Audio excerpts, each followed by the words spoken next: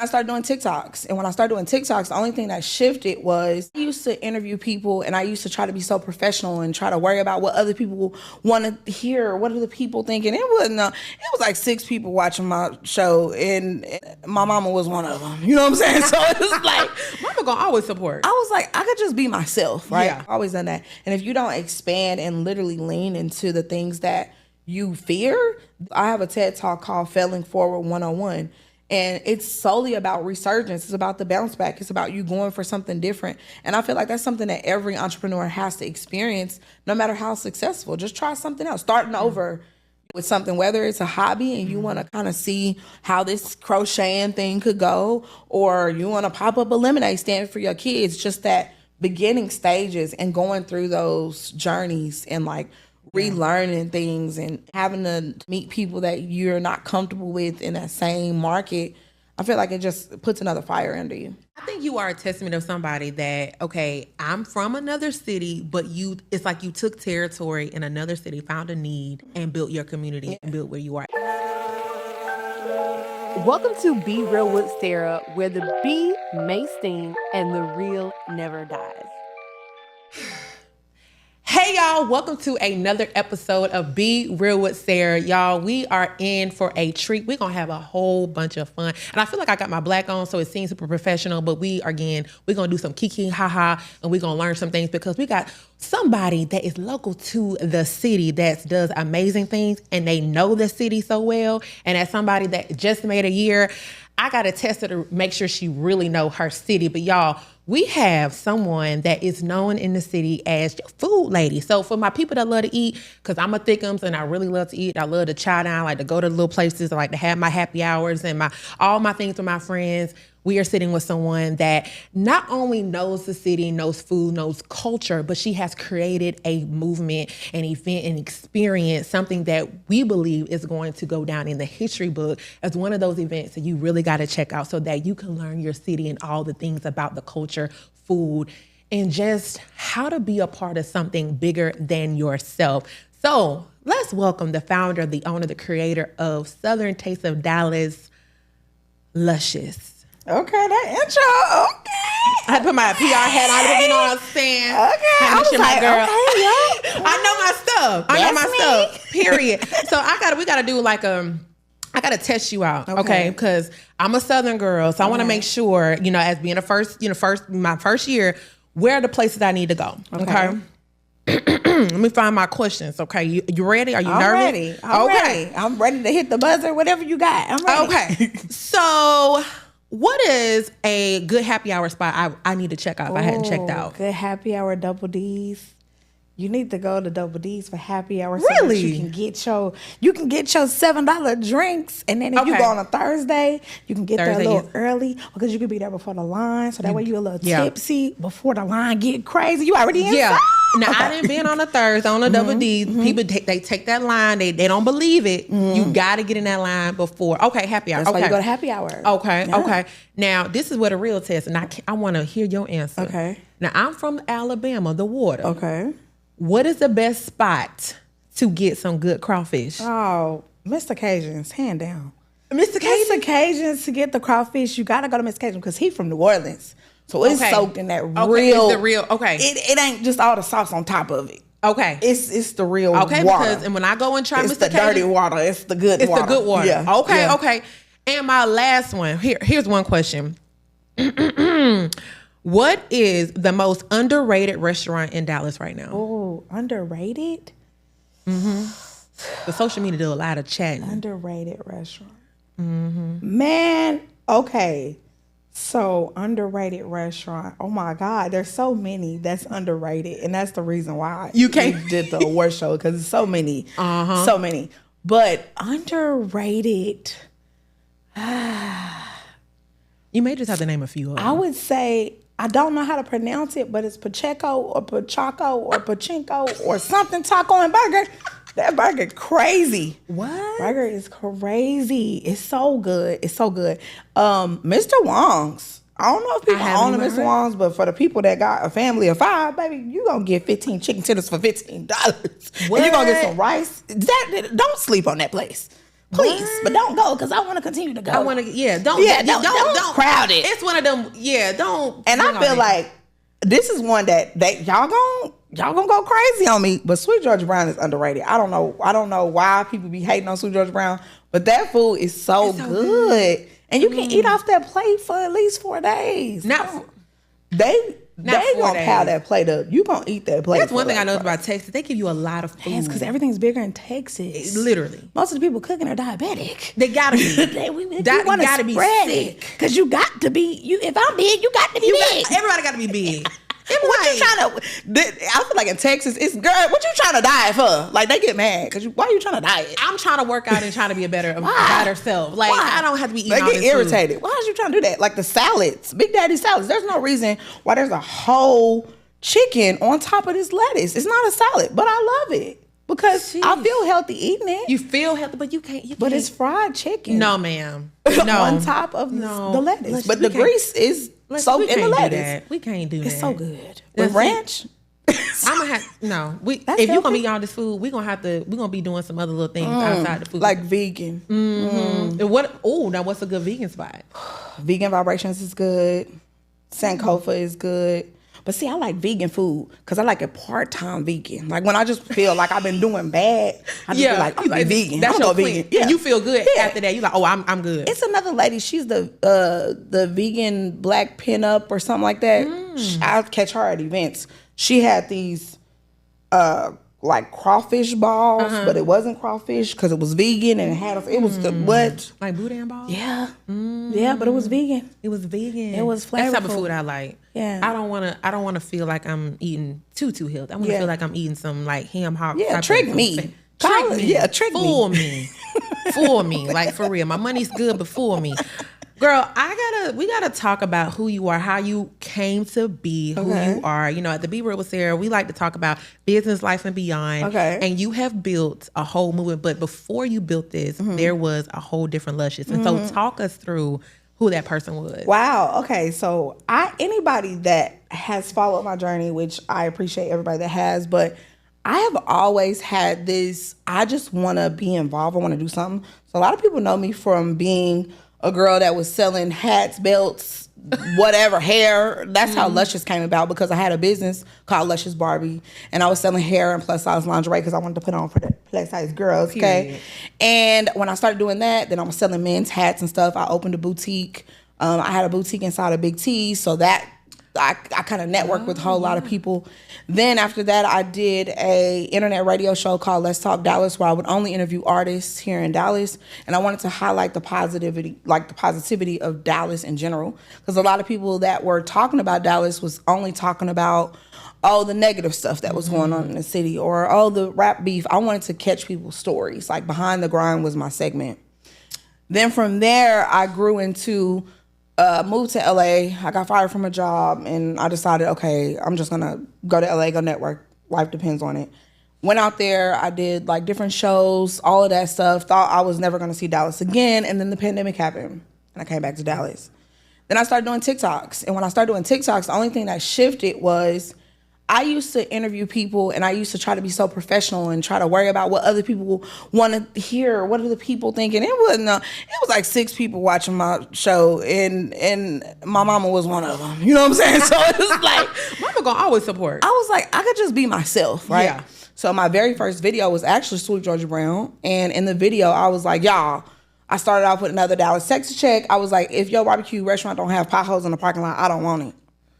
That video went so viral from me being so authentic. And I was like, oh, let me keep this going, right? And then it became a whole movement because another Dallas Texas check brought about 400 restaurants out the pandemic because people didn't know that these restaurants were even open because we were all in the house and that's where the food thing came from. Then I started doing food tours and then the people on TikTok that were following me helped me buy a bus. And it was just like, it went crazy from there, but I just still knew that, okay, now that I'm doing this, it's not enough because then I got deeper into the restaurant industry, working with restaurant owners like Ricky Booker that owns Breakfast Brothers, working with different restaurant owners, knowing that they put their all into this. And so then I started doing tutorials and teaching them how to work social media, how to be the influencer of their own business. And that's what kind of grew into everything that I do now with my marketing business and with the War Show. And just listen to all that. It's like literally you found a need, you found a gap, and you said, okay, I'm going to be the one that's going to help y'all bridge and be seen and be visible. Because what I've noticed with restaurants and entrepreneurs, they're so busy, again, just trying to make the product good. You know, they just want to work in the kitchen, flip the wrist. But there's a whole nother side where people don't know who you are, and you are probably in the underdog category and in the underrated, and then you created the opportunity for them to be seen. Yeah. And then tell us about the Southern, where you created So that. the Southern Taste of Dallas Awards came about because, like I said, I was working with so many restaurant owners, and I realized that they don't know each other, for one. They may see each other at like a food store or at a Walmart, but they don't really know each other to know the resources that they have available. But then for me, on the marketing side, the branding side of restaurants, and as I'm working with these restaurant owners and noticing all of these different resources that they have access to, but a lot of that stuff comes through salesy to somebody that is spending the money. Everybody's trying to reach out to them. Hey, you need this POS system. Hey, you need this, you need that they're really shut off to it. But when somebody like me at the time would come through and do a review, they would get to see that if I don't have the staffing, if I don't have the systems, if I don't have the social media, that could damage me more than it can help me. Right. So when people come through, Dre in Dallas, when Big Dog comes, when Dub Grubs comes, when Keith Lee comes, what that does, it can help a business tremendously, but it also can hurt a business if his business is not prepared. And that's what I noticed is that, okay, let me take the focus off of you guys trying to just, all I want to do is book an influencer. Because yes, you can get that, you can get that viral moment and it can sell a lot. You can sell out, but then those regular customers that come in, they may not be on social media. They don't know who Luscious is. They don't know what's going on. All they know is I came for this barbecue plate and now it's a 3-hour wait. And now I'm going to leave a review because I don't know. Now it just seemed like you don't got it together, right? Versus somebody coming in and teaching you, okay, I want to make you the influencer of your business. I want you to be on your social media. I want them to be attached to your storyline, right? And once I start doing that, and it made me want to go higher because now I'm like, wow, well, if I'm trusted by so many restaurant owners, now it's not just about my voice, it's about the people's voice. What do the people think? Who do the people think that the best place is? Because I could think all day long and then tomorrow I could change my mind. And then you're no longer talking about it anymore. But that's why I wanted to make something that it's not like your normal award show. It's a people's choice. But also this is something that with the expo, it's completely free for people to come out, set up your food truck, learn different vendors, hear different panels. Last year, somebody got an opportunity to be at the fair because I had Melanie Lanier there. So it's like so many different things that people can be a part of. And that's what makes me happy is being able to take it from just me, okay, now I can be this mega influencer, right? Which, don't get me wrong, still follow me. Okay, I still want that moment. Yes. But if it can be where I know the results through all these other businesses and the response and the exposure, it just lives forever, Yeah. I mean, so you said something so neat, and I don't know if you call it pick your brain, but I gotta tell you about an experience that I had.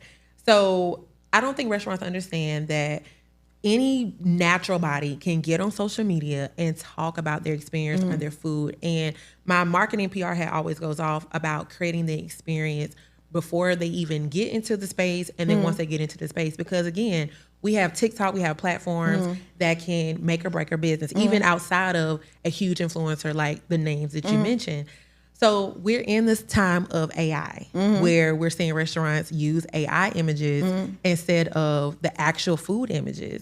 Had an experience where the food that I got was not the food that was online. And it was a soft launch, supposedly. And from a restaurant standpoint, a soft launch is usually that invitation only, kind of working through the kinks and all the things like that. So did a review on TikTok and it completely blew up, like crazy blew up. But no response from the restaurant, nothing. And I think that's a missing piece. Like this person shared their experience. I mean, blew up not just on TikTok, but like threads and everything. People like, telling their opinions about it, but no response from the restaurant. And I think that's a missing component. Like one, what you advertise is not what we got. And the experience was just not what it should be. It is a missing piece because believe it or not, some restaurant owners don't even know their passwords to their social media accounts. Because there's, it just depends on what type of restaurant it is, even if it seems like a huge restaurant, right, from the outside, sometimes it could be on the social media manager. It could be on their granddaughter that's running the page. It could be on somebody that does not understand that customer experience is a huge deal, right? And it's somebody that, and I think that this is something that, because I'm in that industry of branding and marketing and those type of things, specifically in restaurant industry, what I realize is that there's some companies out there that, I do social media management, I do this, but they're only doing whatever is in that description that they're getting paid for. And customer engagement might not be in that, right? And as a restaurant owner, they may not be looking at it like, oh, wow. Like, now, it may be somebody sending them the videos, but if you're my cousin and somebody sends me a video and they send it to you and you send it to me, now my feelings about that interaction is like, well, why they didn't just come back to the restaurant and let me know? Yeah. That's what most of them feel like, because it's like the social media, and most restaurant owners that I notice are older. So that whole social media world is kind of like, even for me to go into a restaurant and say, hey, we can turn you up on social media, I can do videos, I can do that. I'm like, man, I don't care about that. Why do we need that if we got Google pages? Ain't Yellow Pages still a thing? No. You know, it's like, no, it's not. No, it's not. Right? But some people are so used to, so I feel like branding, it also can hurt a business, because they could be in business for so long that those type of things are just like, now the newer businesses see a review, they're instantly on it. Do you want to come through and get another plate? Do you want to do this? And then some business owners are just absolutely scared of people on social media, because they're like, well, I don't want to do the wrong thing. I don't want to say something back, and now I'm being blasted on it. So it's just so many different layers that I've seen with so many different, I've been on the background of restaurants where I'm hiring people like influencers to come and do a review. And if they do a bad review, I get to hear what these restaurant owners are feeling, what they're saying, because they take this as their baby, right? Yeah. And it's like somebody come and tell you about your child. You like, you might be right. Now, my kid probably is in there slapping everybody at school, but that's my baby. That's my baby. Yeah. And it's like, but your kid, you gotta take care of it. Yeah, like, hold up. But that's like that conversation. So I can see it from that. I can see it from both. But on the social media side, that's another thing about it too, is that other people take that opportunity and they crowd in and like, oh, well, let me tell you about my experience. I had roaches in my chicken salad. It's like, whoa. It becomes to be a snowball effect. It was like, I had a problem. You're like, all right. But y'all never left no review. I'm just talking about my experience. Yeah. Exactly. And I will say this, again, I think I try to be mindful and try to give grace, especially when you are a new restaurant, because what I've also noticed too, it is, it's like a, funding thing. It's a capacity thing, as in team and things like that. And so, try to give grace, but also you want to make sure you. But if it's wrong, it's wrong. It's wrong, it's wrong. I mean, I recently went to, and it's just whether it's a big chain or a small chain, I recently went to a Chipotle. And when I went in there, it was disgusting. It was so, like, how when you're in the line and you're getting your food, you're not really paying attention to the environment. Right. You just want your food. And it got to the point where I'm like noticing, okay, it's rice all over the floor. This whole line is nothing but lettuce, and I think what happened is they got a new sauce, and it's like a Chipotle lime ranch, right? Oh yes, it's good. It is good. But I noticed that the sour cream, I don't eat sour cream, so I noticed that the sour cream was like mixed all in it, right? And so I was like, well, do y'all have another one? Because I don't want. And she was like, it's a sour cream based sauce. I was like,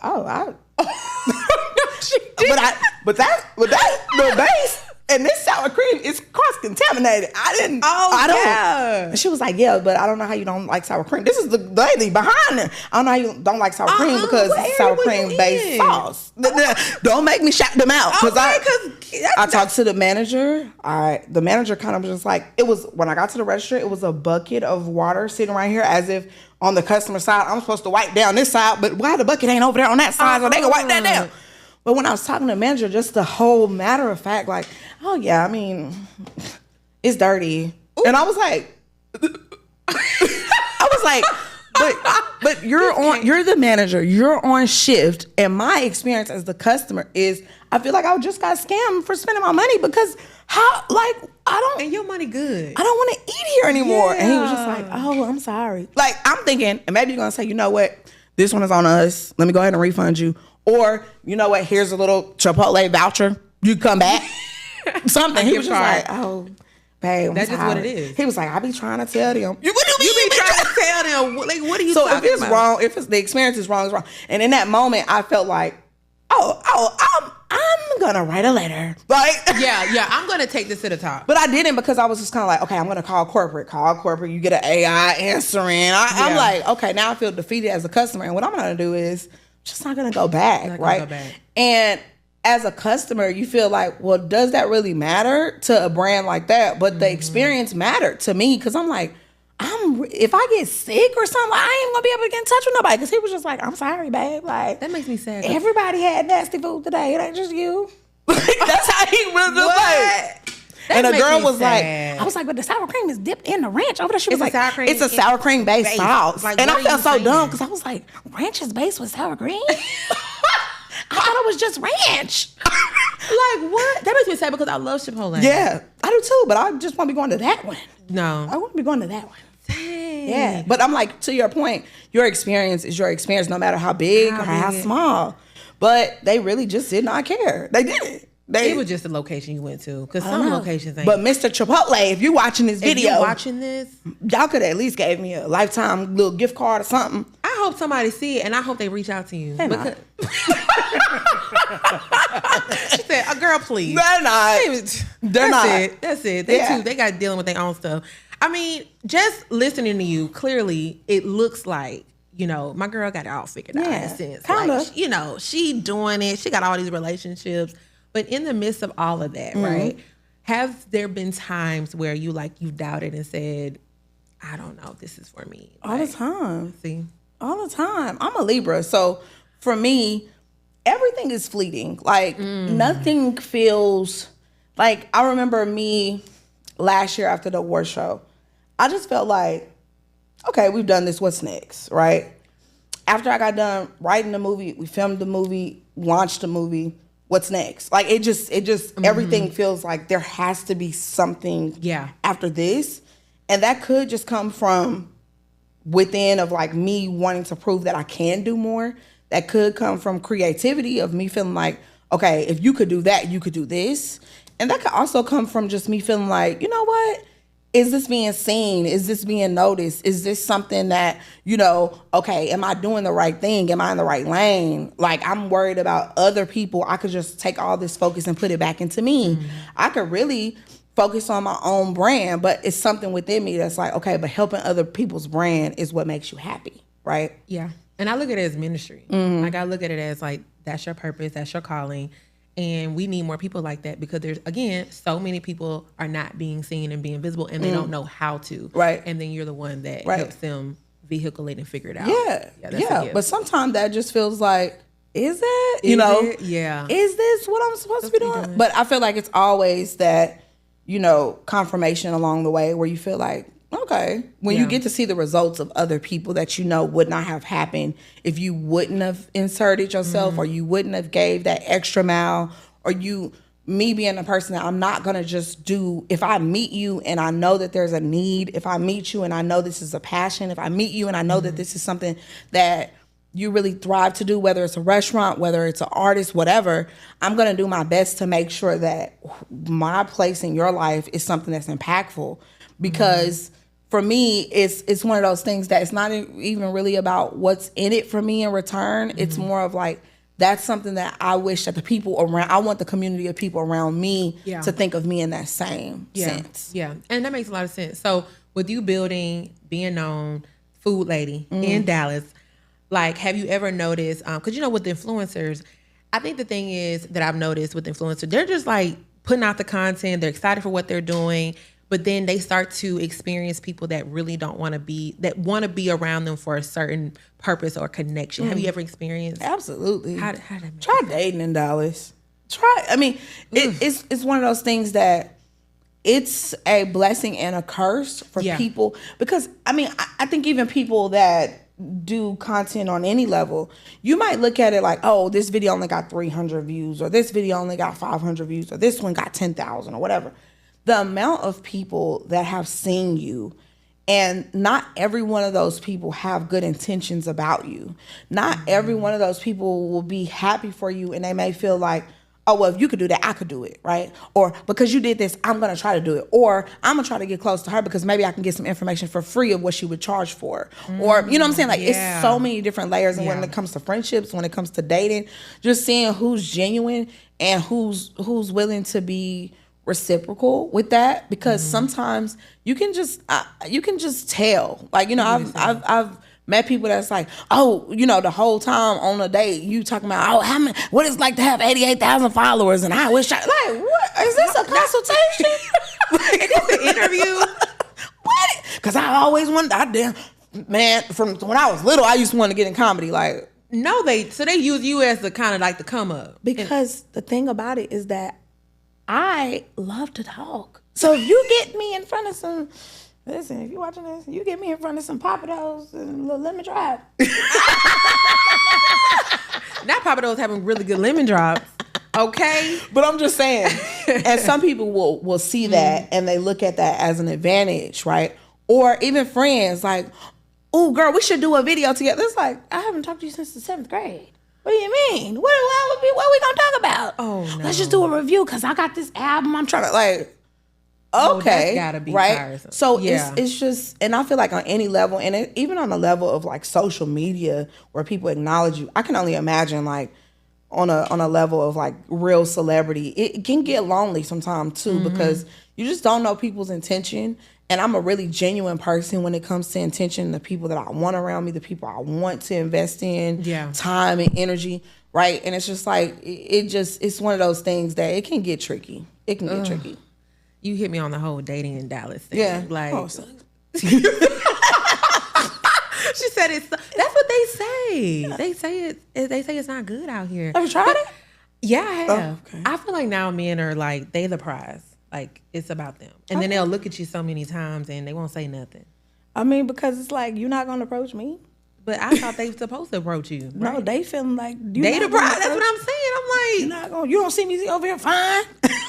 Smelling good, looking good. But you don't see what I drove up with. Right. I'm the woman. Like, that's what they be. Yeah, they be like that. That whole I'm the woman thing. That's in the past.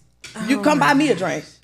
No. Right, but that's how it is. But I'm old school, so I'm used to this. I don't know. The dating, it's an interesting thing out here. Or for me, because I am a person that I'm always out networking, I'm always out doing stuff. I don't man want nobody that's in everybody's face.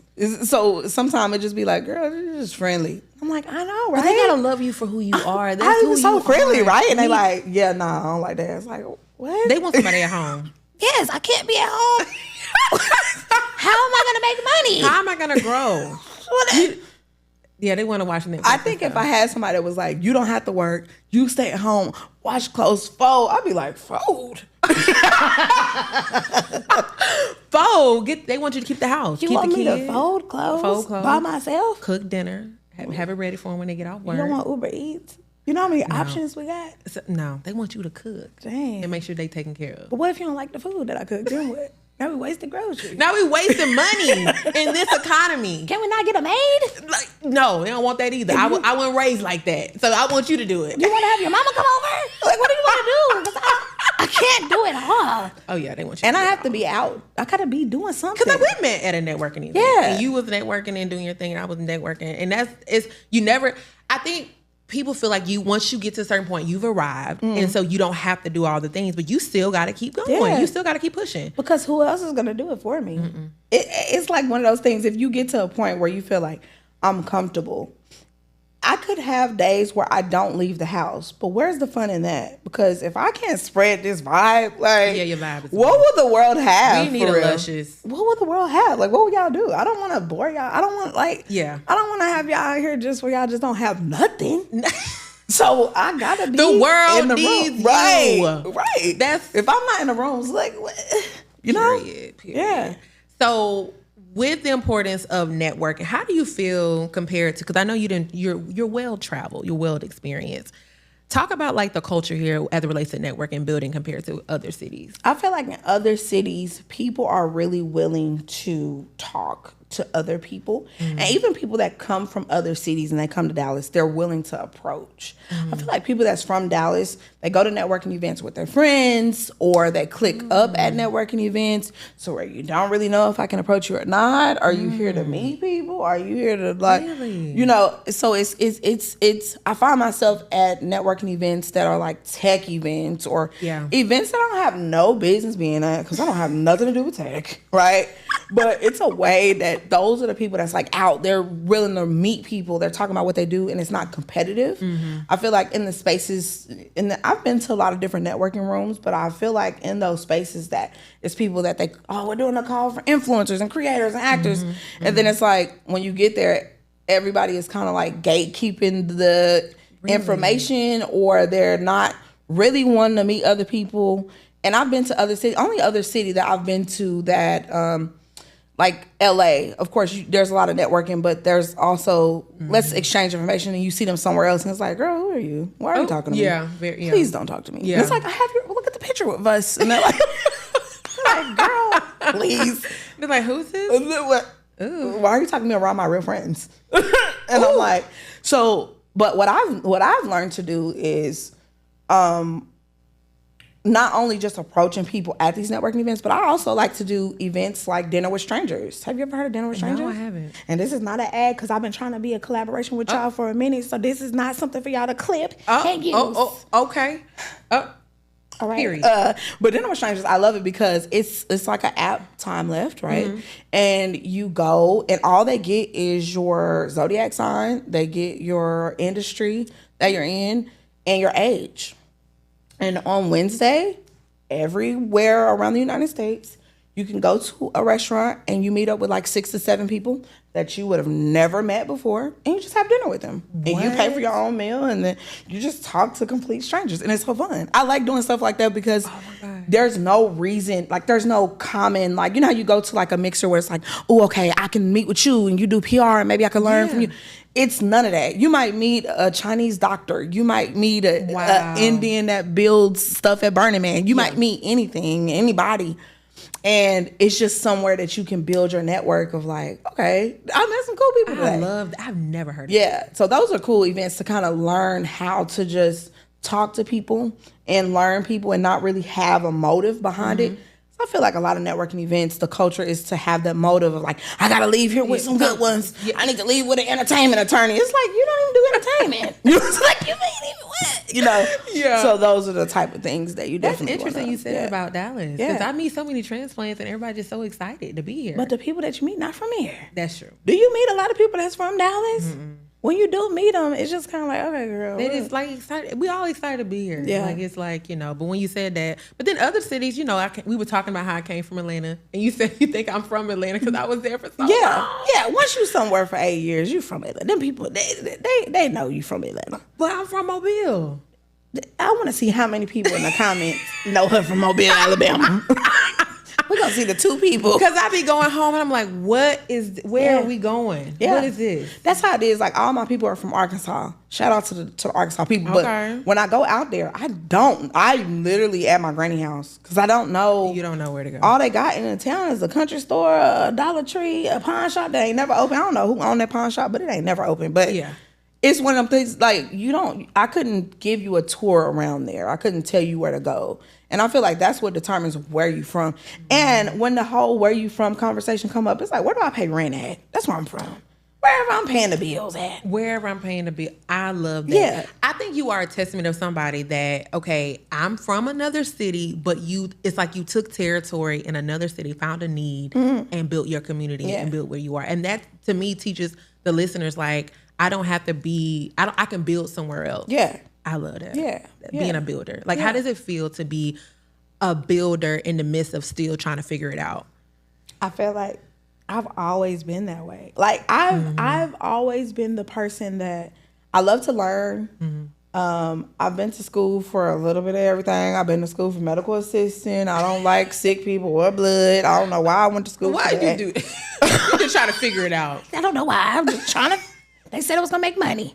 I want to be a phlebotomist, and when I realized that's drawing blood, I don't want to do that. but I'm gonna finish that. Then I went to school to be a cosmetologist, and then I went to school to be a barber. So it was just like, then I went to school to learn business. So it's like, I've always been a person that just want to learn new things. But then when I realized getting out in the field and actually applying those things of like, okay, now I want to do interviews and doing internet radio. Like, I've always been a person that just want to build certain things, and I want to see the results. I love seeing results. So it's like, that's something I've always craved, is like new experiences. How can I expand? How can I learn more? What can I learn more? I don't want to be a person I feel like I know everything. Yeah. But if I feel like at the older that I get, okay, wow, if I can talk about the things I've done and I look back like, wow, and I'm only 35, like, and I've done all that, that's wow, right? Like, I can only imagine when I'm 60 what I can say. So I think it's just the craving of just wanting to do more.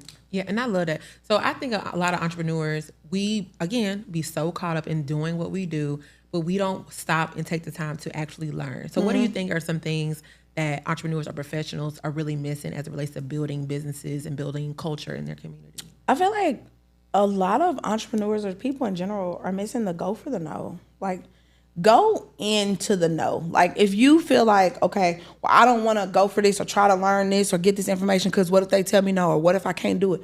Go for that, because at least you can tell yourself, okay, I tried to do that. I did everything I could. I applied myself in every way. I've networked with everybody. I literally put my all into doing that, and it didn't work. Then now I can move to something else. Versus, you know, if you let years go by and be like, man, I sure wish I would have did this, it's gonna hunt you forever, right? And as an entrepreneur, it doesn't matter how much money you make, because I've seen people make so much money and just literally don't like it, or make money from something that you once had a passion for, and because you don't have other facets, you become an employee to yourself. You become, you leave a 9 to 5, and then you become trapped into like, because I don't know nothing else. This is what I want to do. I've always been a notary. I've always done this. I've always done that. And if you don't expand and literally lean into the things that you fear, then it's kind of one of those. I have a TED Talk called Failing Forward 101. And it's solely about resurgence. It's about the bounce back. It's about you going for something different. And I feel like that's something that every entrepreneur has to experience, no matter how successful. Just try something else. Starting over, you know, with something, whether it's a hobby and you want to kind of see how this crocheting thing could go, or you want to pop up a lemonade stand for your kids, just that beginning stages and going through those journeys and like relearning things and having to meet people that you're not comfortable with in that same market. I feel like it just puts another fire under you. I mean, pretty much you're saying you got to continue to stay evolving, like literally continue to always grow. So I feel like with all this knowledge, you need to just host a conference. I know, right? Yeah, you gotta. That would be crazy. So are you gonna set it up? I can help you, and I just show up. No, wait a minute. You gotta build out the curriculum. See you gotta want to do that. I mean, you gotta teach. I believe in teaching the next generation. Yeah, for sure. So at your age at 35, then you got these other people that are probably kind of figuring out, like our Gen Zs. They need some help. They got the internet.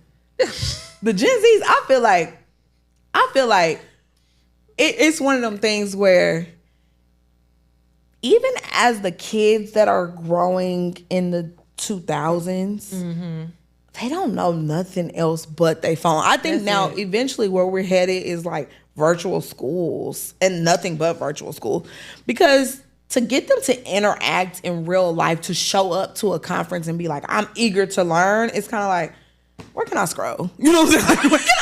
How can I scroll from this conversation and come back to it later, right? Yes. So it's like, I definitely would love to do, but I love conferences in general. I love expos. I love those type of things. I love stages like that.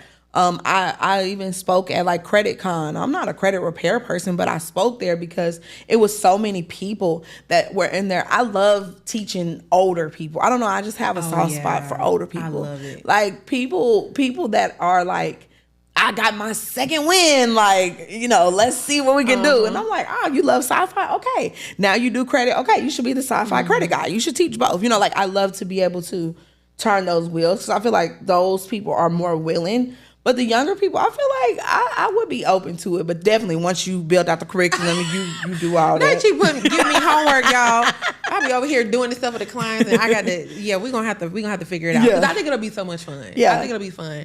Because I just feel like as millennials, we are millennials. I think there's a gap with that particular generation as it relates to just want to scroll, and there's some more like behind the scenes hard work you really got to do to get in certain places. For sure. And we try to tie it, and it's mental health is important. But back in our time, we wasn't really saying a lot of that. We had the DARE program. All we had was DARE. They just didn't want us to do drugs. That's it.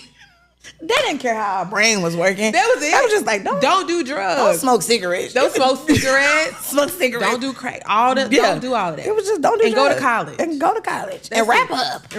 That's don't not have sex, but just wrap it up. Yeah. Them campaigns. Those were the only campaigns that we really had for real. Now, every time you turn on TV, they like, don't do Ozempic, don't do this, da-da-da. Don't pay your taxes. Don't pay your taxes. Don't do this. Yeah. Drive. Don't drive. Yeah. Self-driving. You don't need that. It's just so much stuff. Start your own business. Trade. Yeah. Like, very quick, fast. Everything is quick and fast. Oh, my gosh. That's true. We had the slow roll. We did. We had it. It was simple. I enjoy my upbringing. Yeah. I don't regret anything. But this I miss generation. the 90s. I miss growing up in the 90s. Early 2000s. I just want to go back to the times where Destiny was just writing on the wall. That's what our Destiny Child writing on the wall. That's the time. That's the time I want to go back to. Or when the phones would be free at 9. I used to have an Easy Link phone. I used to go. It used to be a dollar store. I used to go get the Easy Link phone. My mama used to take my real phone. I used to go get an Easy Link phone, and you put the little card in there. After 9 o'clock, minutes was free. I used to be on Vibe line. Just talking away. Life was simple back then. Didn't even know what I was doing. Didn't even know. But now we got bills. We adults. Man, we got the real thing. Man. So I don't think people understand the cost to build. Yeah. Like literally, especially you talking about building what you're building, just the financial stressor because you got to perform, provide an experience. Talk about that, what that looks like. It looks like definitely relationships. I feel like the relationships that you can have, the people that you partner with is very important because without my business partner in the award show, without Ricky Booker, because he has a restaurant and being able to have the access to people that want to benefit restaurant owners and being able to gain those relationships with people like Spot On, with US Foods, with these different people that need that market of people, I think that that's what kind of helps it because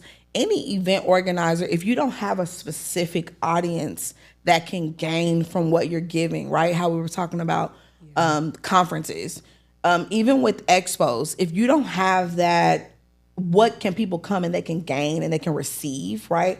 And how can I benefit the community by giving them something that is going to be opposite from what other people are doing, right? So like with this expo, with them being able to food truck are able to set up for free, that's not something that they get that opportunity a lot. But based on this and the names that are attached, people will come out, people can support, right? But also at the expo, those relationships of the different people that are involved, it makes it a lot easier because I feel like if it was something that I was just solely trying to do by myself, it would be a lot harder, like a whole lot harder. Oh, well, I'm excited for it. I think it's going to be huge. And I love to see us creating those type of experiences, those type of opportunities for minorities, because it's minority. Yeah, so this one is Black and Brown. So it's Black and Brown. Black, it's been the past 2 years, it's been just Black-owned businesses, Black-owned restaurants. This year I'm expanding it to Hispanic Latino. And then the theme is cowboy culture. So since we're in Texas, we're all coming in, and I'm gonna definitely do like a full bring your boots, your hats, get suited and booted. It's gonna be a formal event, but we definitely taking it. We taking it down. I got me some cowboy boots. Now you got your boots. You gotta get a hat. I just need me a hat. Yeah, you gotta get a hat. You gotta get your bell dressed. You gotta come in there ready to go. I'm excited. I'm ready. So leave the audience with some valuable, give us some insight to those that are saying, you know what, I want to build something like that in my community. What would be some advice that you would tell them? My advice to everybody that wants to start anything, build anything, start with your network. Go through your phone, do a vision board. Write out who do you already know, right? Who are your top players that are in your phone already?